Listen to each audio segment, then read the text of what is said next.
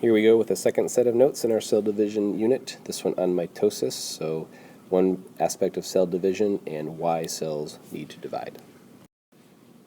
So basically, cell division is when one cell divides and creates two new daughter cells. So technically, one cell is kind of old and one cell is kind of new, but we consider them to be two brand new cells. The original cell sort of kind of gets a facelift, so to speak. So you get two new cells from one cell when you're talking about mitosis anyway. And there's four main reasons for a cell to divide. The first one we kind of hinted at in the beginning of our first set of notes, and that's that information crisis. So remember, there's not enough DNA to go around because the cell's getting too big. So if you divide, you get two smaller cells, and each cell has a complete set of DNA.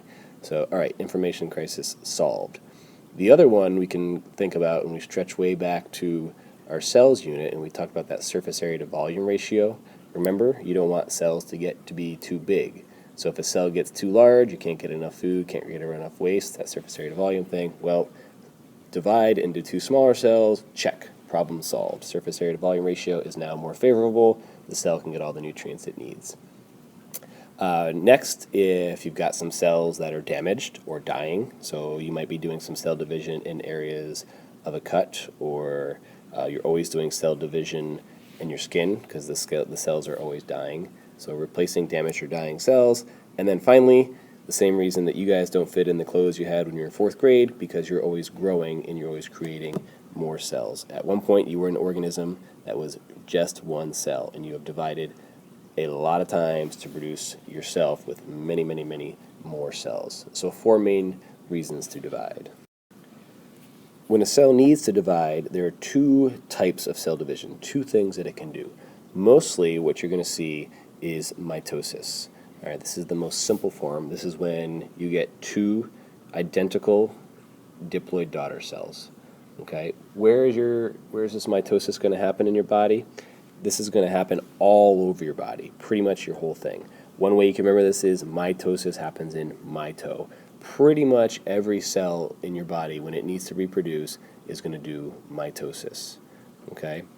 This is basically a form of asexual reproduction. Remember, we put an A in front of something, and that means without. So reproduction without sex. You don't have to have sex to grow. You just create copies, right? So asexual reproduction creates copies or clones. Okay?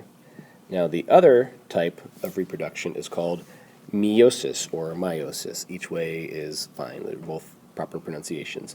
And this one produces four new daughter cells, but instead of being diploid, these guys are haploid, right? They only have half the number of chromosomes, only one copy of chromosomes. So then where would you find those? What types of cells have only one copy of your chromosome? Those are the sex cells, your gametes. Okay? I like to say that meiosis is used to create a new me. So you're going to use this to create your sexual cells, your gametes. And then obviously this is used in sexual reproduction. This is a way of increasing genetic diversity, of making offspring, making cells, new cells that are different from the original ones. Because again, that's the point of sexual reproduction, is to make a new organism, something totally different. So here's just a visual representation of what's going on. You're starting out with your somatic cells, your body cells. Remember, these guys are going to undergo meiosis and create a bunch of haploid cells, and the sperm and the egg are then going to meet in fertilization and create your diploid zygote. That's when you are one cell. And then you're going to do a whole lot of mitosis to create a whole lot more somatic cells and eventually grow into a diploid organism. Then kind of the same thing over here where you can actually see the chromosomes. So these guys have 1, 2 chromosomes each. Mom has 2, dad has 2. They do meiosis and create some sperm or some eggs. These guys are now haploid with only one chromosome. They're going to meet and create a new baby. Now this baby is half mom and half dad, so now that baby is going to continue on to do more meiosis and create many, many more cells to create a whole organism. Now let's get into a little bit of the nitty-gritty of mitosis and what actually happens in the different steps. So there's basically four main steps of mitosis. You've got prophase, metaphase, anaphase, and telophase. The fifth step that's pictured down here, and you guys have this set of images if you want to add them to your notes, this is called interphase. It's not really a phase of mitosis, but this is what the cell is in when it's not dividing. So this is its regular life, is chilling in interphase. The first step of mitosis, prophase, is when the chromosomes form. So normally the DNA is just sort of chilling, and it's not all condensed like this cartoon has up here, but it's going to form into a chromosome, and then that nuclear envelope is going to break down so that they're free to move. Then we move on to metaphase, and in metaphase, the chromosomes now are going to line up in the middle. Okay, so that's what meta means. Meta means middle, so we see that right here. Chromosomes are all lined up right there in the middle. Anaphase is when they separate apart from each other. So anaphase, right down here, we've kind of ripped them apart. We've taken those X's and ripped them apart. And then finally, telophase is when it's sort of like prophase in reverse. The chromosomes uncoil, the nuclear envelope reforms, and they get ready to divide up into two totally distinct cells. To remember this, I always just go by the first letters of the words, P-M-A-T, PMAT, prophase, metaphase, anaphase, and telophase. And then finally, a little bit more about that last step in telophase. You've got something that's going on called cytokinesis. Remember, the word cyto means cell, and kinesis means basically splitting or moving. So cytokinesis is the process of the cell actually splitting. It's not its own phase. It happens during telophase. And this process of cytokinesis is a little bit different for plants versus animals. In an animal cell, it's pretty easy because they don't have a cell wall, right? So those cells can just sort of pinch apart. They kind of get some proteins in there that just kind of pinch them apart and boop, make a new cell, and they can move away from each other or do whatever they need to do.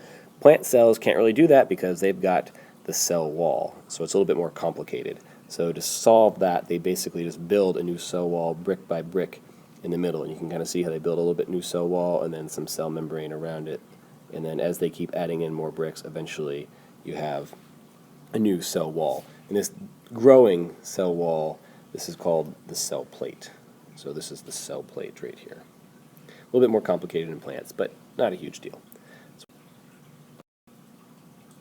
And then finally, here's mitosis. All together, we can see all the different phases just in cartoon form and in actual image form. You got your prophase, just basically things are starting to just get started. You can still see maybe sometimes a little bit of the nucleus. They're kind of all disorganized. Metaphase, pretty easy to spot because they're all lined up right in the middle. Anaphase, you can see they're being pulled apart from each other. That's why you kind of have this inverted V or this A shape.